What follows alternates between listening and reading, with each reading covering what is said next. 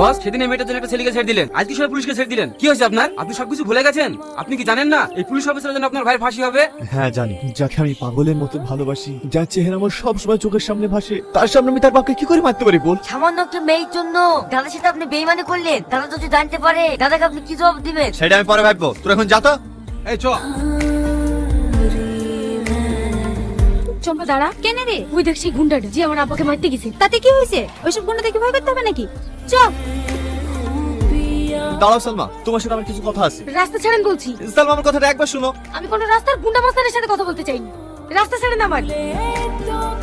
তুমি ভুল ভাবছো সালমা, তুমি যতটা ভাবছো ততটা খারাপ আমি না। আমার সামনে বেশ ভালো সাজা নাটক করতে হবে।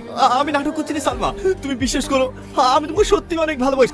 আমি জানতাম না যে ওটা তোমার আব্বা, নাহলে আমি কখনোই মারতে যেতাম না। তার মানে আমার আব্বা না হয়ে অন্য কেউ হলে তাকে মেরে ফেলতেন? না না সালমা, আমি ওভাবে কথাটা বলতে চাইনি। তুমি কি বলতে চাইছো আর কি বলতে চাইছো না সবই আমার বোঝা হয়ে গেল। আর তুমি কি বললে? ভালোবাসি। এই ভালোবাসার কথাটা না তোমার মতো গুন্ডার মুখে মানাই।